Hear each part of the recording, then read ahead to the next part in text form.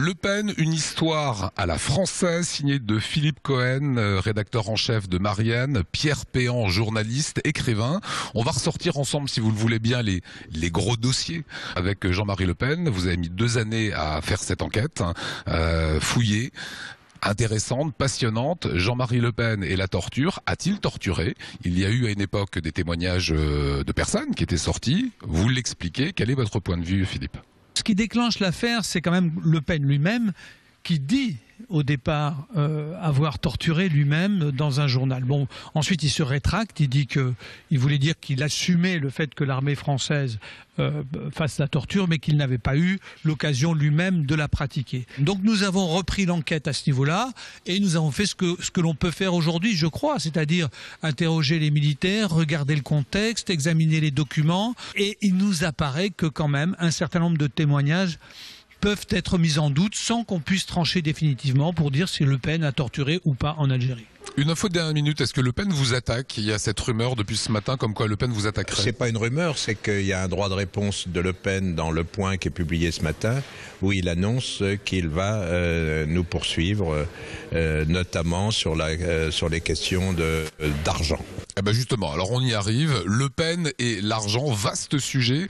On revient bien évidemment sur l'héritage Lambert, mais surtout cette veuve Léonie de Sens, cette pharmacienne qui l'a littéralement racketée. En tout cas, c'est comme ça qu'on peut l'interpréter à la lecture du livre. Alors manifestement, c'est ça qui va être l'objet de la poursuite judiciaire, c'est l'affaire Léonet. Donc c'est une vieille dame, veuve très riche d'un pharmacien de Sens, qui voit le monde s'écrouler selon ses critères et qui voit un homme qui peut peut-être arrêter cet écroulement. Et cet homme, c'est Jean-Marie Le Pen. Cet homme est Jean-Marie Le Pen. Et elle donne une première enveloppe de 120 000 francs en billets, ce qui est beaucoup, 120 000 francs à l'époque. Et de 1984 à 1992, alors est-ce qu'il est venu à peu près tous les mois, enfin c'est grosso modo tous les mois, il est même venu, il lui est arrivé de venir en hélicoptère pour chercher billets ou lingots. Sa fortune serait estimée à 30 millions d'euros, dites-vous.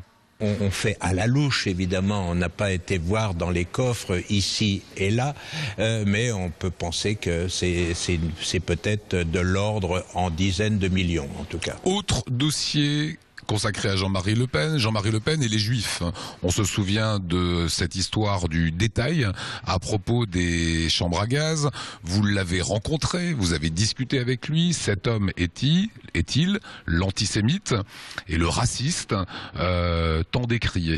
Il tonne contre l'immigration, mais ces assertions n'ont pas forcément un caractère tout raciste.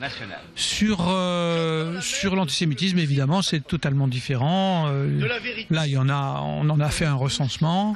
Il y en a une douzaine.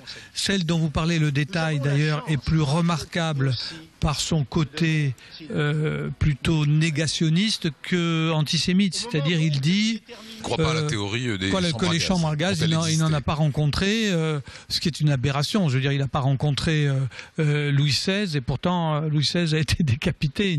Donc il y a quelque chose d'incroyable et qui se rapproche plutôt du négationnisme dans cette déclaration. C'est quelque chose qui va lui coûter très cher, mais en même temps, je ne crois pas du tout qu'il le regrette. C'est-à-dire qu'une fois qu'il l'a faite, eh bien, il est pragmatique, c'est-à-dire il se dit au fond, il y a en France, 15-20% d'antisémites, autant capitaliser. C'est 20%. C'est 20% en assumant. Et à partir du détail, il y a une espèce d'accélération folle de déclarations à caractère antisémite, du rafour crématoire, etc., etc.